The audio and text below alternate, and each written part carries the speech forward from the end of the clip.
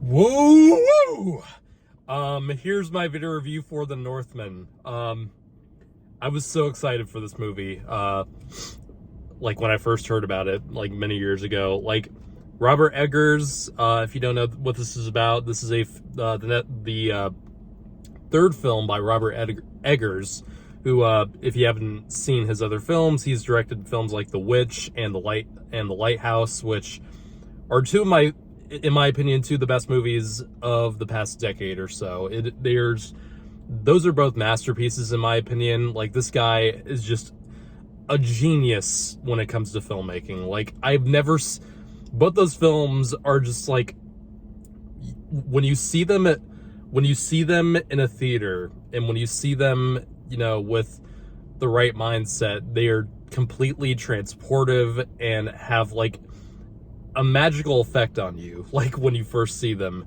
And I was so excited when I saw the cast for this movie. The cast in this movie is spellbinding. You got Alexander Skarsgård, Nicole Kidman, you have Willem Dafoe in there, Ethan Hawke, there's Anya Taylor-Joy. Like, this cast is magnificent.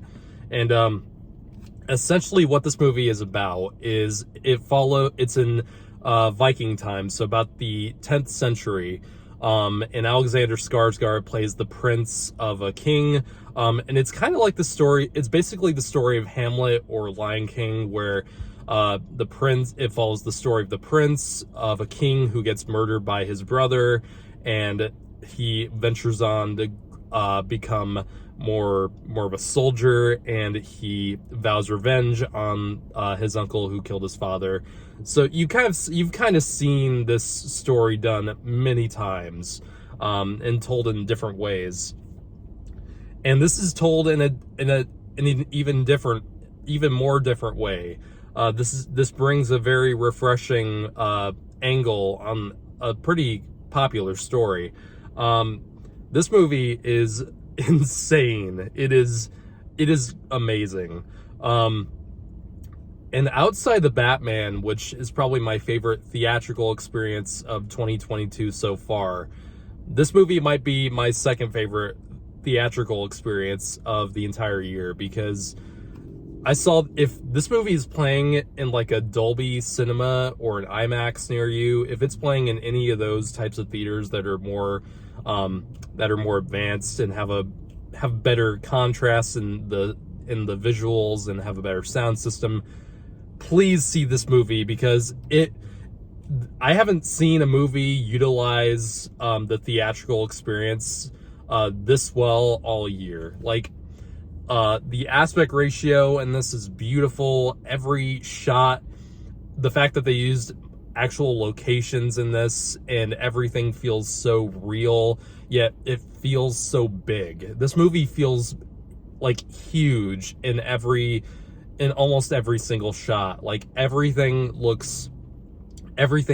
pristine. The cinematography in this is beautiful in every regard.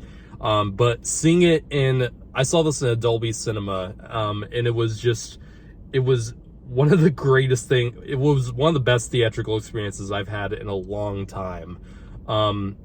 Everything just feels so, it's like everything feels mythological, which is the exact, it's the exact feeling you want from a movie like this, that borrows from mythology, and it borrows from like age-old myths, But not only does this movie feel huge, it has an amazing look, and it sounds amazing. Like, the score in this movie is incredible. Like, whenever that tremendous choir, or that battle cry that you kind of hear in the trailer a bit, when that kicks on in the movie itself, you feel like your soul is rattling. Like, it's so huge, and it's so earth-shatteringly loud. I haven't seen anything like this in a theater in a while. But yes, not only is that great, but the acting is phenomenal, like you'd expect.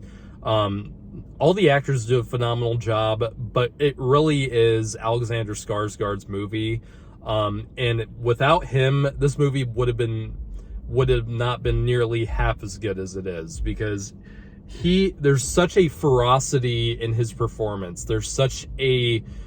You feel the hatred coming from this guy when you first see him, especially when he first comes on the screen and they're killing an entire village. You feel like he almost doesn't even feel human. He feels like a human monster, and there's such vengeance in his performance and such a ferocity to it. And the way his character changes, especially throughout the movie, where at first you see him as just this beast of a man, just without anything else to lose. But over the course of the movie, he gains more to lose. Like, he gains, a relationship, a loving relationship with Anya Taylor-Joy's character, and he finds more of a purpose in life, and there is that kind of dilemma with him where do I really want to end my life fighting in the name of vengeance, or do I want to actually live my life happy? And it's a great conflict that the movie establishes so well. And there were actually more surprises to the story later on. Like, the story is kind of basic when it starts out. Like, it's kind of the basic Hamlet template, but there were more surprises to the actual story in some of the twists that brings along that really caught me off guard and were really refreshing, especially.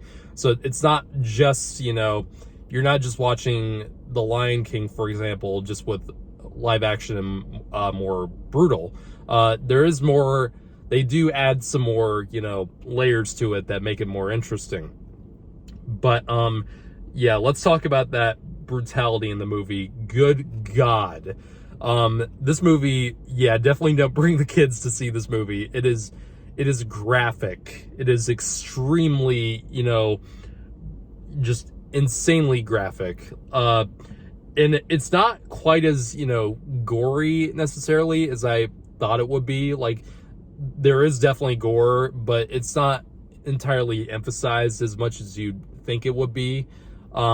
It's just like with when I talked about the kind of ferocity and the animal-like nature of Skarsgård's performance. Everyone in this movie feels so there's such a depravity in this movie, like in the way people act and the way people just lash out and attack people for, like, it's really interesting how Robert Eggers portrays violence in this movie. It's insanely, it's not like disturbing in the kind of gory way. It's disturbing in a human behavioral kind of way. Like, it's just seeing how desperate and how depraved people can be in these times, especially in the Viking era, where there was kind of, you can definitely tell there was more of that kind of behavior in humanity at the time. It's brutal. It's extremely disturbing at times. There's a scene where Skarsgård's character and these guys are playing this game, this ancient game where they have to hit a rock at these poles on the other side, kind of like a Viking era soccer, if you will. And they're just hitting each other and killing each other with these sticks, that look like hockey sticks, and it's wow. That threw me for a loop. And I'm not the kind of person that takes I'm not the kind of person that takes offense to seeing violence in movies at all. But like the way this movie portrayed violence, it was very different in how it was portrayed.